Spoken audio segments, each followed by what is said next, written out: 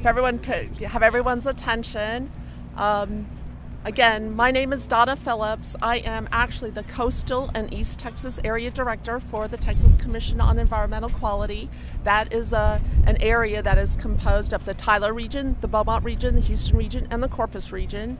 And it is really my distinct honor and privilege to be a part of this event today.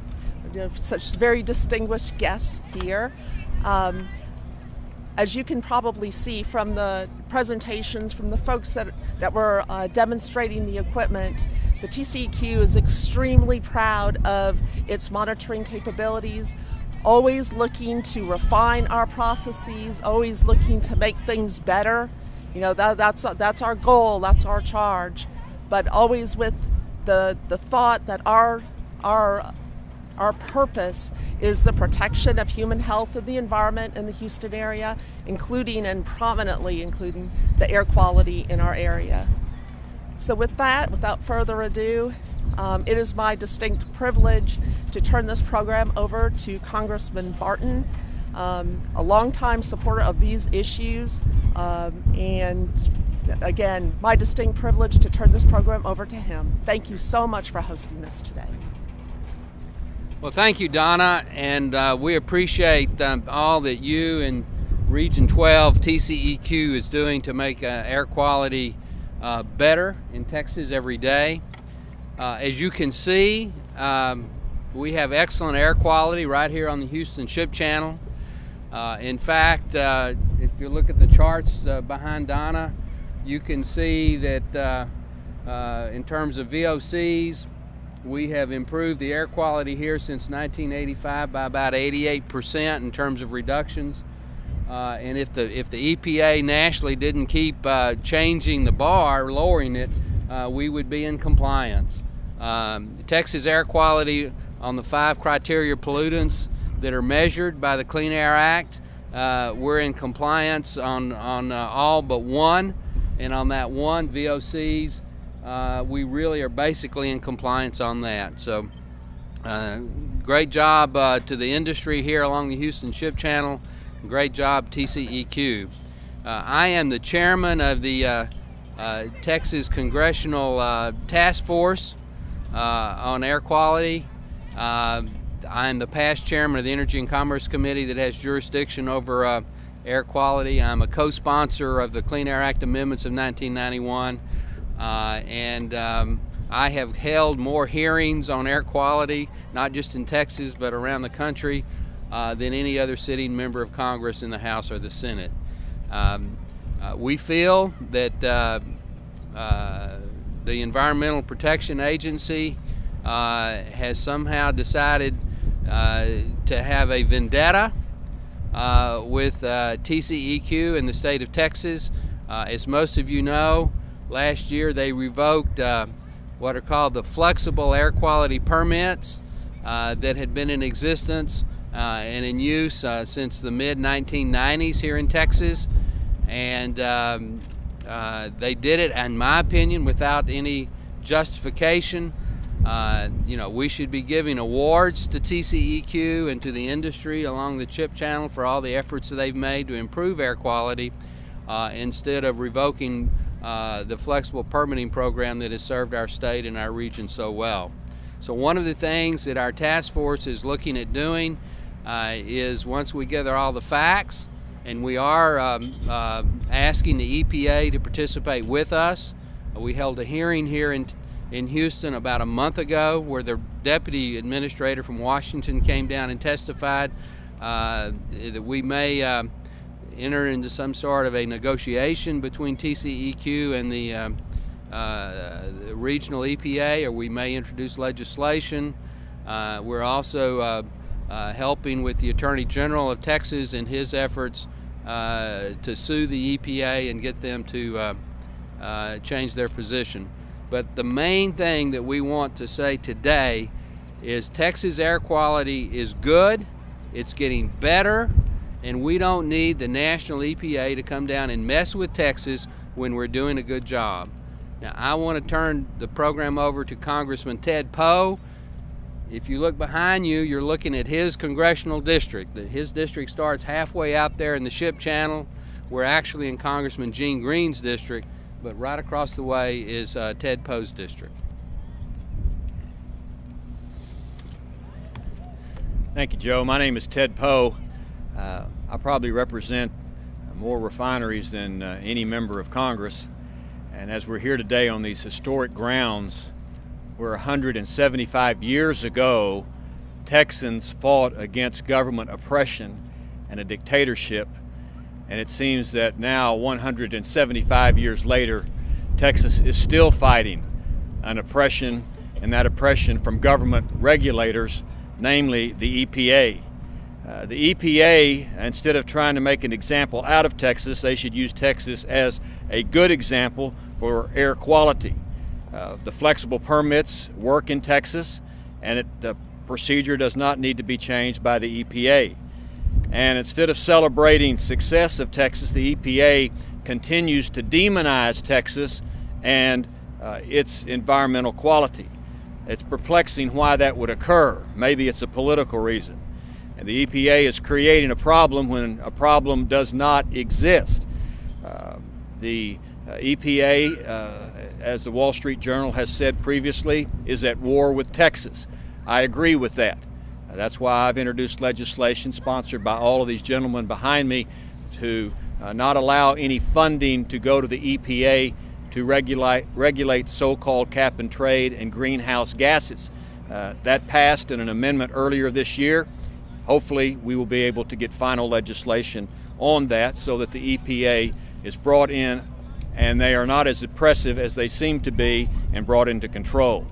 It's interesting that the President, in his Executive Order 13563, ordered that all regulatory agencies and the regulatory system must promote job creation and consider job creation when passing new regulations.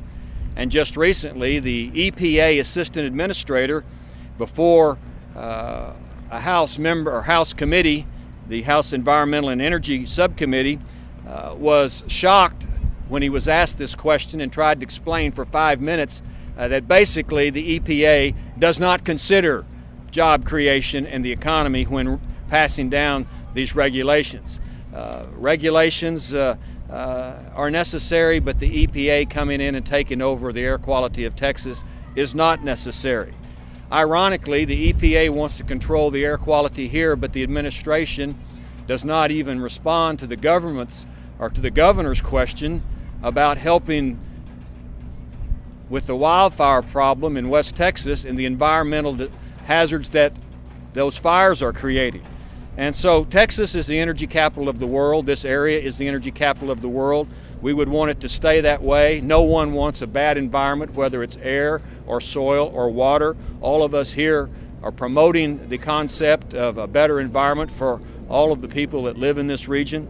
But we also want the EPA to be brought into control and to cause or create a ceasefire with its war with Texas, because it's not necessary that the EPA come in here and over-regulate and pass regulations of questionable scientific value.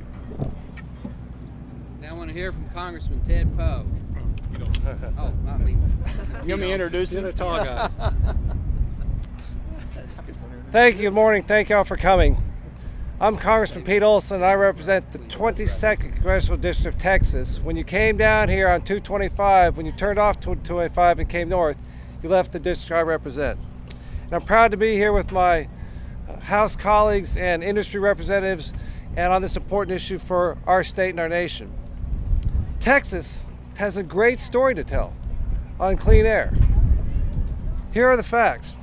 In the last 10 years under flexible permitting, our state has reduced our O3 emissions, ozone emissions, 22%. 22%. The national average was 15%.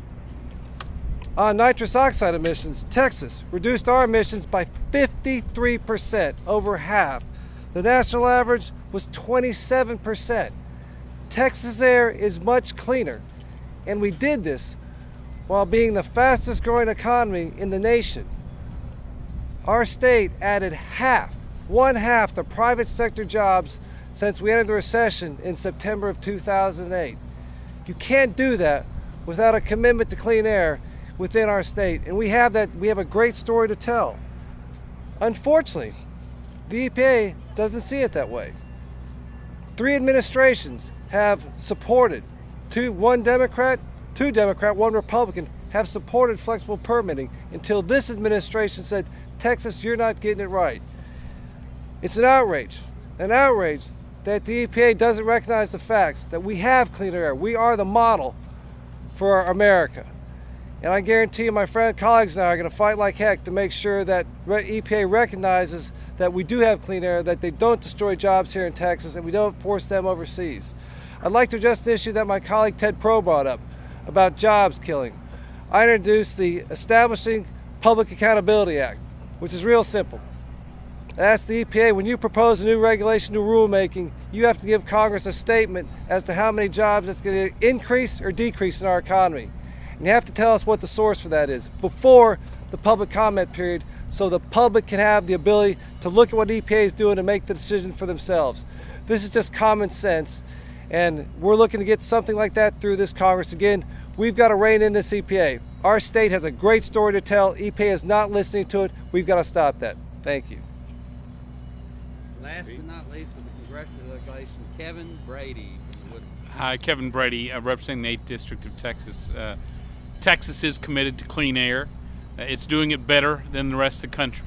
Over the last decade, Texas and our business partners have spent hundreds of millions of dollars over the last decade cleaning up our air and growing our economy at the same time.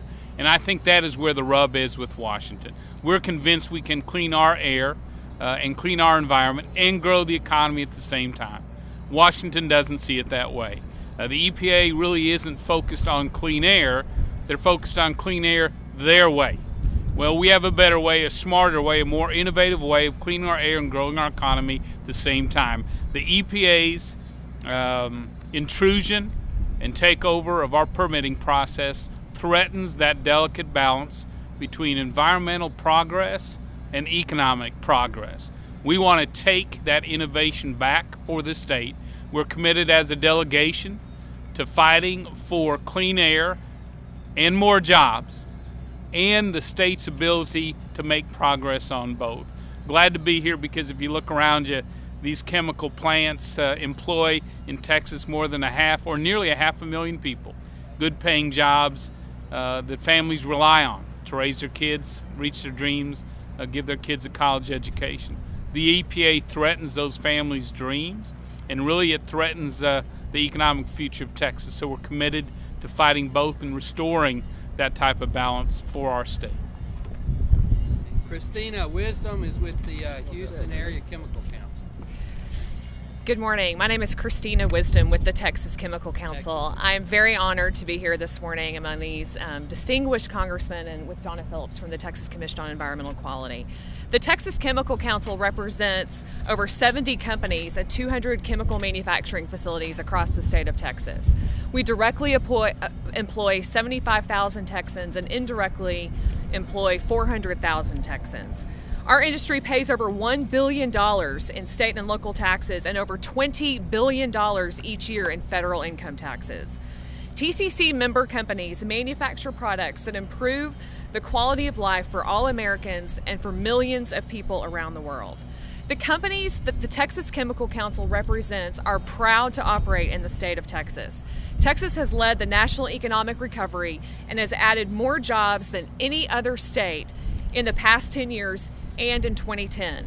Texas was recently designated the top exporting state in the nation for the 9th year in a row, and chemicals are the state's second largest export with $35 billion a year. Texas is home to more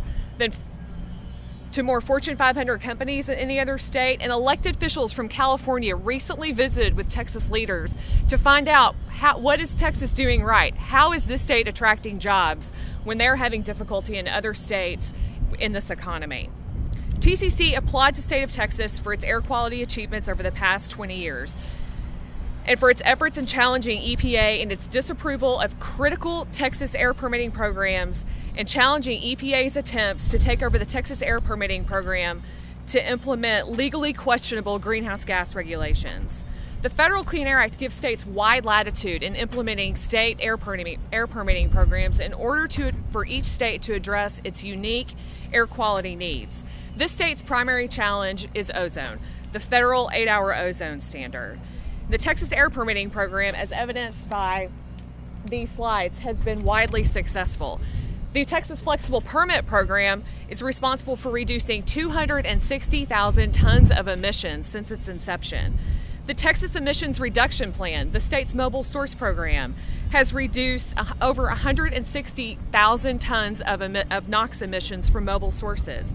And industry investment over $4 billion since 2001 to implement programs and reduce NOx emissions have resulted in an 80% decrease in NOx emissions in the Houston, Galveston, Brazoria non-attainment area. Nowhere is Texas's progress more evident than in the area in which you're standing. The Houston, Galveston, Brazoria non-attainment area ranks second in the United States in having the largest decrease in 8-hour ozone design values from 2000 to 2009.